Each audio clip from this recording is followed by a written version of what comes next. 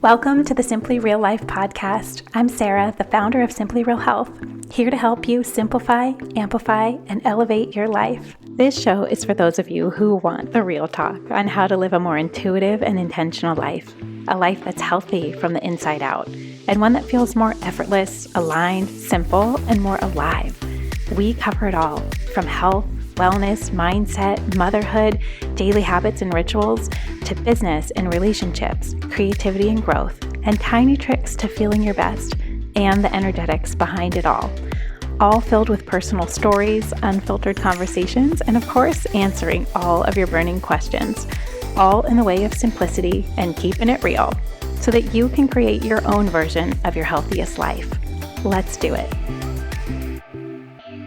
Hello, and welcome back to the podcast. Okay, I don't know about you, but every time I sit down to record an episode, I have this little giggle to myself where I'm like, I just love the depth and the breadth of these questions. We can go from one week talking about real food to then going into meditation and mentality, and then into parenthood, and then into how to be more balanced as a mom, how to say no. It's all of these things that I love because it shows you that it's just all connected. Our health is not this thing that just exists in a silo or is only about just eating really well and moving your body. That is health on a physical level. But I love that these questions from you all come in and it's so clear and apparent. Health relates to so many different parts of our lives. It's our physical health, but it's also our mental health, our emotional health, our spiritual health. It is all one thing. And I think that it just is such a good reminder that it is not just about being perfect in one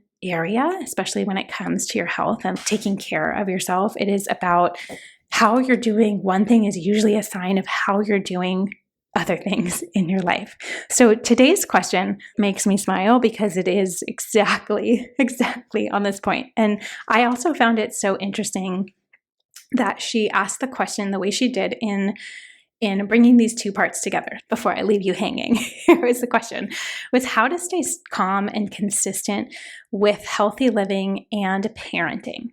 And at first I was thinking, does she mean just two separate things? How do you stay calm in parenting and how do you stay consistent in healthy living? But what I realized the more that I read that, I was like, no, this is actually both of them. How do you stay calm and consistent with healthy living as you're a parent, and then also in the very act of parenting day to day? Like, how do you find the time for yourself and how do you maintain a sense of calm and peace, maybe with a chaotic schedule that sometimes being a parent also comes with, that there's a lot of variables that happen that could change at any minute.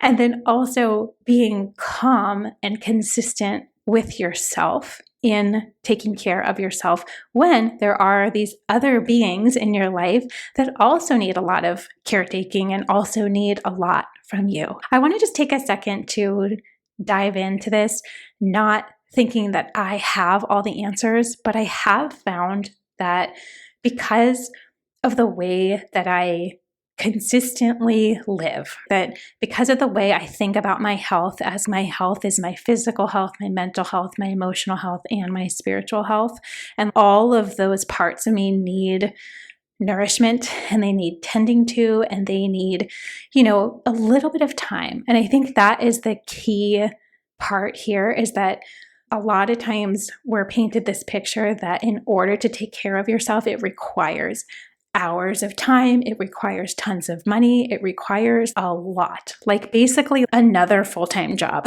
maybe on top of the other 2 to 3 full-time jobs that you have in the other areas of your life. I think maybe in other life stages, you do have a lot more time to dedicate to your growth and keeping yourself steady and stable. But I think in the world of parenting, maybe especially so with young kids, that having that expectation really prevents you from doing anything at all. It really leads into that all or nothing mentality. If I can't do it perfectly, or spend an hour here, or go to the spa every week, or if I can't do an hour workout, then what's the point of even trying?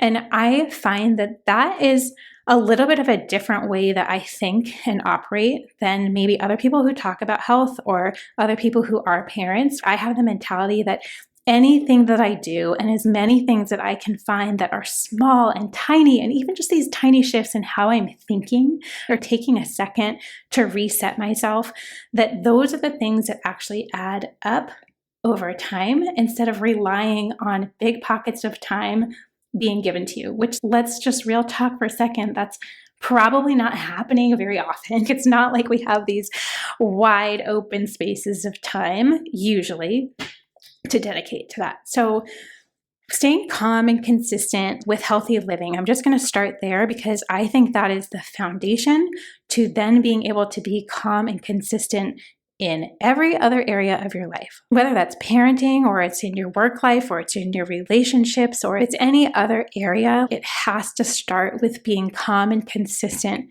with taking care of yourself. Because here's the thing, and here's how I sometimes describe it to clients. If you imagine a pyramid, and one part of the pyramid, the bottom part, is your physical health. So how you're eating, how you're moving, how you're taking care of your actual physical body is usually the foundation. Because when you do that, all of the things that happen physically then start to translate into how you feel mentally and how you feel emotionally. So those are the other two parts of the pyramid as you move up: physical health, and then like mental health, and then emotional health. And then maybe on the tippy top of that is your spiritual health or your energetics, how it's feeling overall in your life. So starting with something like your physical health, a lot of people A, say they don't have the time, B, don't have the energy, C, don't have the bandwidth, and it's a lot of, is this harsh to say? A lot of excuses sometimes, if what they're wanting is to have that feeling of calm and peace and ease and consistency in other areas of their life. If they're not, then who cares? It doesn't matter. You can do whatever you want, no judgment. But if that is an end goal, knowing that the very first place, the number one domino that moves everything else in such a massive way is how you are taking care of yourself physically. And if you want to simplify it, it's what you're eating and how you're moving, or if you're moving your body in some way or capacity that feels good. That's not a step that we can skip over. And I think a lot of people would like to, because it does require some education, like knowing what real food is, knowing the foods that are life-giving to your body and nutrient dense, just being a little bit more aware in your life and not just going through the motions on autopilot, or because that's what everybody else does, or that's because what you've always done or always bought at the store or you always make. It does require this willingness to see things from a fresh perspective, knowing that even just a little bit of time, a little bit of intention around your food and raising the vibration of that food, dominating with more real foods overall, no matter what the category of food is. If you're wanting to take it to the next level, really making sure that you have a lot of vegetables in your life. That's probably like the one easiest tip I could tell you if the end goal you're craving is calm, consistent, balance, being able to show up through the chaos in a way that is very peaceful and full of ease, requires really taking it seriously what you are fueling your physical body with. When you fuel your body, and we've talked about this in a previous episode of where to start, when you want to eat healthier or be healthier, but fueling your body with the good stuff, the real stuff, the unprocessed food, the things that have so many more nutrients in them, your body becomes bolstered by that, meaning your digestion gets better, your energy skyrockets. It's crazy how much more capacity you then have in your day for everything when you feel so much more energized from the inside out. Your blood sugar even becomes more stable, so you're not craving all these things and not having to snack all the time. It has to start with that physical level of caring for your physical body first, thinking what the inputs are that you're putting in. So that being said, when you have that stable, calm place, blood sugar is stable, your body's getting what it needs, it has more nutrients, it has more minerals, it's actually being fed in a way that matters, that is when those other parts, the mental part and the emotional part, as you are getting more clear and more simple with your food, your headspace becomes more clear and more simple. And so do your emotions, being able to clearly and simply feel them, recognize them, name them, feel them, release them for your body so that they're not stored in your nervous system. It's all connected in your physical health to your mental to your emotional. And I will say on this mental and emotional part, the food part then becomes, at least for me, something that's like a non-negotiable in my life. Because if I just can't even think of what life would feel like as a parent of 2 young kids, as a founder of a business, as a woman who has a lot of things going on in my life that I love, that I want to be pouring into and showing up for as my best. I don't even want to think about what that would look like if I wasn't starting with real food. It would feel so chaotic and all over the place, especially if you are somebody that may be similar to me, where you are a little bit more of an empath or a feeler. You take on other people's energy and you are then holding so much stuff, even energetically, so much stuff. By the end of the day, like, we need points of releasing all of that and clearing our channel. To me, that's become something that has been an important thing in my life because I know the impact it has for me as a mother on my reaction time, on how frustrated I feel, on just my overall capacity to handle all that parenting entails day to day. That becomes a really key piece. Having these little tiny moments through the day, and the important ones for me are in the morning, like some part of my morning routine, some part in my evening or wind down routine, or even having those things at all, right, can be super helpful.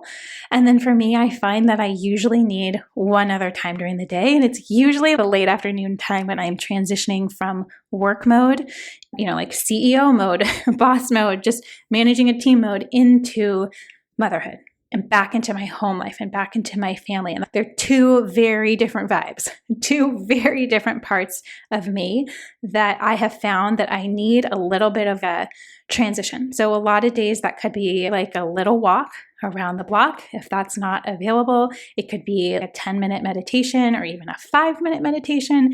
It could be just going outside and taking a couple deep breaths. It could be making a cup of tea. It could be rubbing some essential oils between my palms and just inhaling.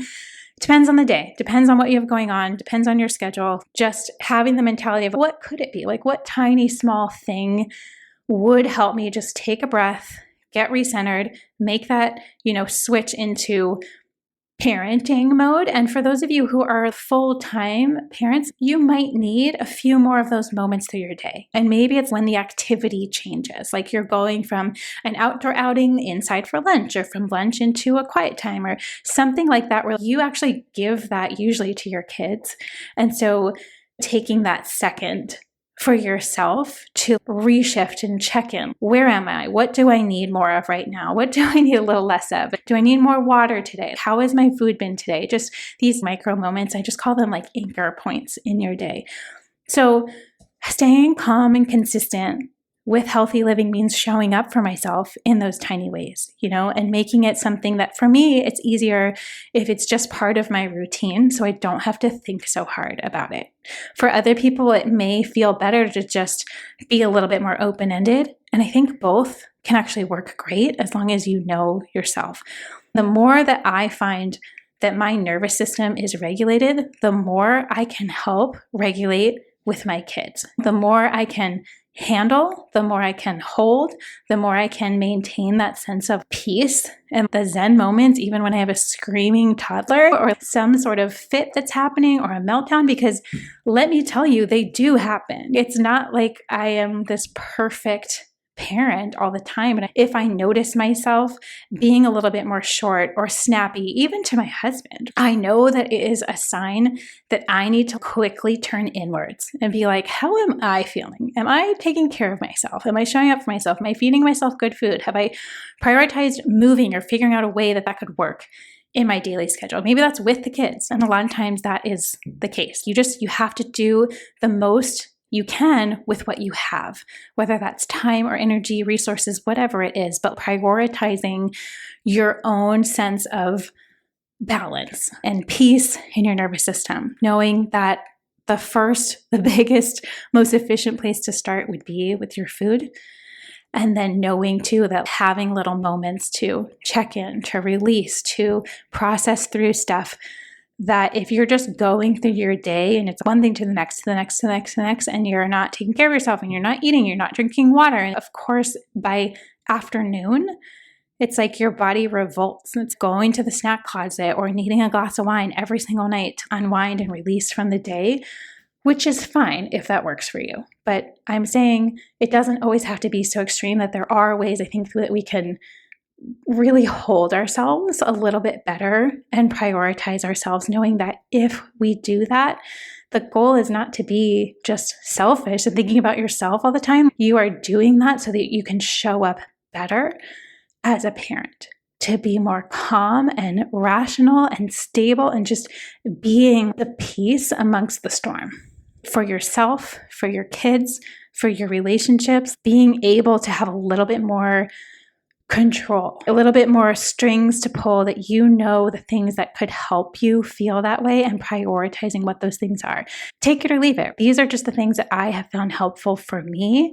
And I would love to know if you have found some other things very helpful for you, or those little transition moments or ways that you come back to yourself and prioritize your own health physically, mentally, and emotionally.